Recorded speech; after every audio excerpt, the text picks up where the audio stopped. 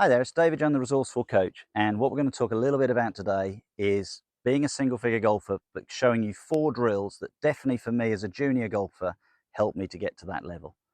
And I still use them to this day, even as a professional golfer. Now for me, my strength in my game is accuracy and knowing how far I hit each club. And I think as you get better, that's definitely a thing that you will start to develop throughout your game. So this first drill is very much focusing on square club face and helping you to hit the ball very straight, which is what we're looking to do. So I got this drill from a video, going back years ago. It was a videotape from Nick Faldo, one of my heroes. And the idea was to just feel how the arms, the club and the body work together as a team throughout the shot and helping to keep the club face square throughout. So first thing I want you to do, first part of this, got 2 parts to the drill, is take your grip. And when you take your grip, it's just bring the club straight up in front of your face, and you're just checking if that leading edge of the club there is going straight up. And there's no sort of manipulation with your wrist to do that. It just feels that's my normal grip, and that's telling us the club face is square in that position. And then from there, that's going to make the next part of the drill very easy to achieve. That's what we're looking to go through. So the drill was working around the fact that if everything was in balance, everything was nicely smooth and easy, it would feel everything would work together. And what the drill Faldo created was that if he swung back, and we'll think about the bottom of the swing here is 6 o'clock and this is 9 o'clock.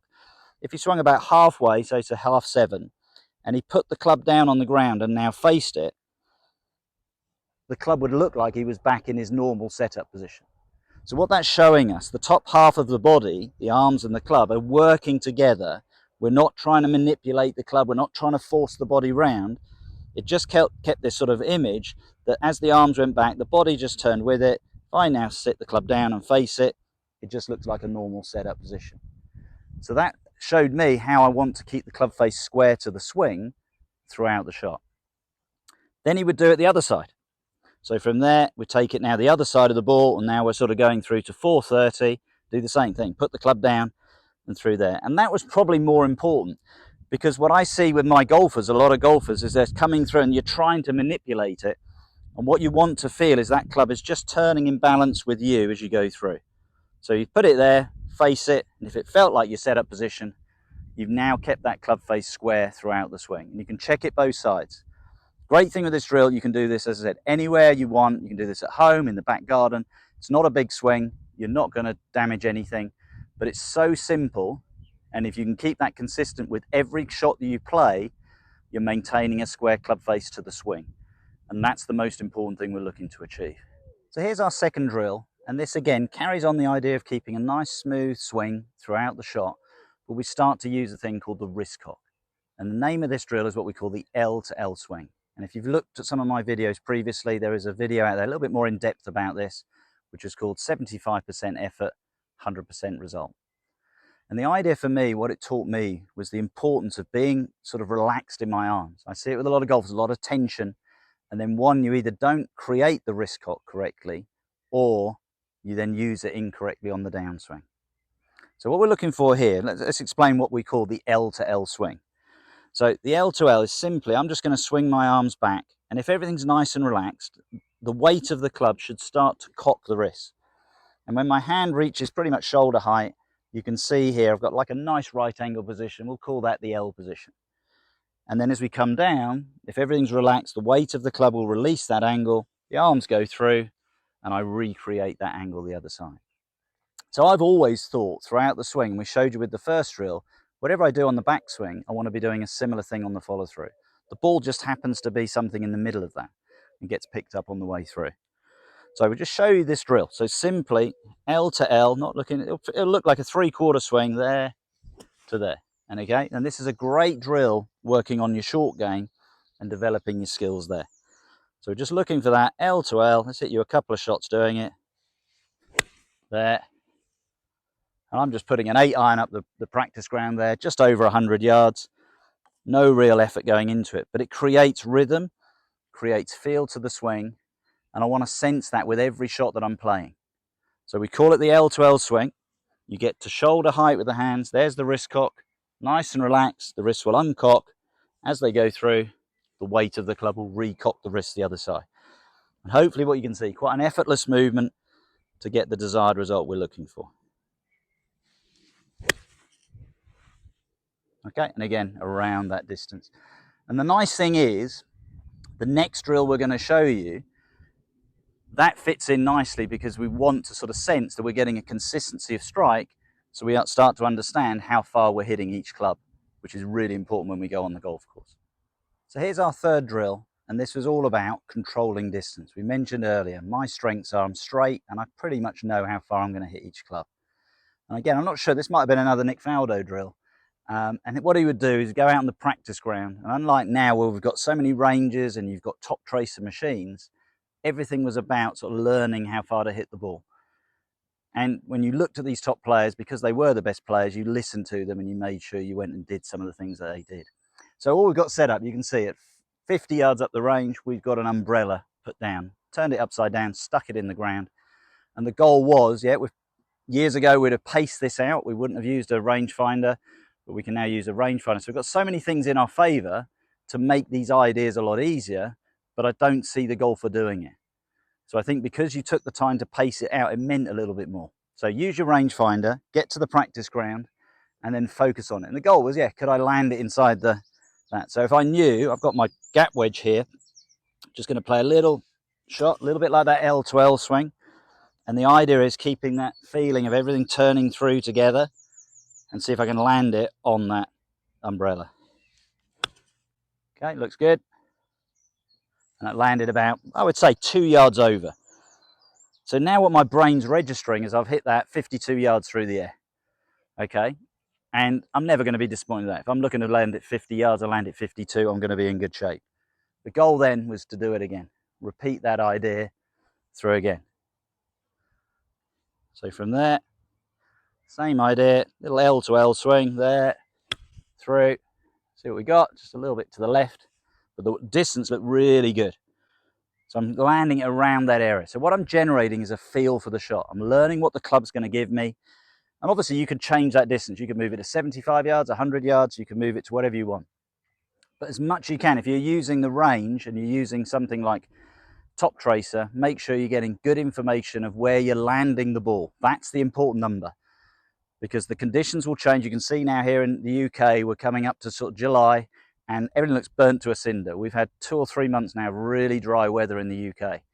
So everything will change, but the one thing you can control is how far you fly the ball. And I think if you look at a top professional, that's the biggest difference between the amateur golfer and the professional, is they know how far they're going to hit it. And then it's the fun of it. When you suddenly see it hit that umbrella, it gives you such a buzz that you've done it correctly. So it gives you some feedback. It's not just hitting the ball, you're getting good feedback. There, that's online. Well, again, just 2 yards over. But again, it's all good. And then it's just keep doing it, have the fun. I could be here all day, but I love the challenge. Can I land it in the umbrella? Online. Oh, it's just underneath the arch of it, you know, the sort of the shape of the umbrella. We'll have one more go, and then we're going to go and do our final drill that's helped me become a single figure golfer. Let's see if we can get it. Yeah. So I'd reckon all of those balls landed somewhere between about 48 to 52 yards. I may not have hit the umbrella, but I've been pretty successful with that drill. And it definitely made a difference for me because it got me focusing on the landing area and the distance that I was hitting each club and the shot that I wanted to play. Final drill, really, really simple one. Helped me with my putting. Let's go and put ourselves on the putting green. So here's our last drill. And simply all you need for this is your putter, because we're talking about putting, some balls and a tee peg. And always for me, the most important thing with putting is, for technique, can I start the ball on the correct line? And the biggest thing I want to see is the ball going in the hole. So I use this very simple drill of just a 3-foot putt. Just going to take a putter here. Putter's roughly 3 foot in length. We've got a ball there, roughly 3 feet. And then I want to make sure that I'm aiming correctly. So how I'm going to use the tee peg is I've found a pretty straight putt. And I'm going to place the tee peg directly at the back of the hole, like so. And the idea now is to simply hold that putt. Aim at the tee peg, focus on the tee peg, make sure we're putting the putter through the ball to get the ball into the hole. And I'm just paying a little bit of attention to where the ball is starting. Is it starting on the line of the peg? And obviously something within 3 feet is a lot easier to see than maybe trying to do a 20-foot putt and seeing if you're doing well there. Okay, so just going to go onto the green. There we go, we've got a few balls, and the focus is very much the tee peg. Okay, and what I would actually do in a game, if I had a putt this length, I'd really focus on a blade of grass at the back of the hole. It's amazing if you focus on something that small, how well you'll do. So from there, just focusing on the peg, back and through, and I'm just paying attention to really where the ball is going. Now it's gone in the hole, but that ball went in slightly to the right, and I know from this distance there's no break on the putt. So that just suggests I've probably hit a very slight push with that putt. So over a putt of, say, 30 foot, that might have ended up a few inches right of where I wanted to go. On this occasion, it's gone in. So we'll go through that again. Let's go back to the tee peg, focus on the peg, and that one's gone straight in the middle of the hole. So really happy with that. Focusing on that, back, through. Yeah, now we're getting into a nice sort of rhythm and feel of what we're doing. All the focus is the tee peg. Is it starting on that line? So even though there I hold all 4 putts, the first one I could see was a little bit offline. Took a little bit more time on the next one to make sure I was getting the ball then starting exactly on the line that I want to go on. And what I found then by doing that, it made it that much easier to make sure I was starting the ball on that correct line. Because there's no need and no sort of use in a sense of reading a putt if you then don't start it on the correct line. So it looks very simple, and hopefully what you've seen with all 4 drills, they are simple drills, but they made a massive difference for me.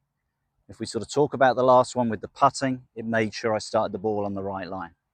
When I then had the umbrella drill, it allowed me then to focus on the distance that I was carrying the ball. And that becomes really important. If you want to get good at this game, you need to know how far you're hitting each ball. If we look then at the other 2 drills, they were moving a little bit more on the swing. The first one was talking more about the club face staying square to the swing. And then the L to L swing was working a little bit more on the actual fuller swing, but creating sort of the angle in the wrist cock, and how that would release as we go through. Those 4 drills still to this day are really important to me, because if I keep doing them right, I'm going to maintain what I know I can do, which is I can hit the ball straight, I can physically know how far I'm going to hit each club, and I start my balls on the right line when I'm on the putting green. If I'm doing those 3 things correctly in a round, I'm probably going to have a good day. So they may look quite simple, and I hope they do, because always for me, the best things in this game, when you get them right, do feel quite simple. Have a go with them, even if you just pick 1 or 2 of those drills to see if it helps you, and look to get that score, as we said, breaking that 80 single figures, maybe get you closer to that level par score that I was able to achieve. I hope you've enjoyed today's video. They're the 4 drills that have made a difference to me. If you have enjoyed it, please subscribe to the channel, share this with your friends, and I look forward to seeing you soon.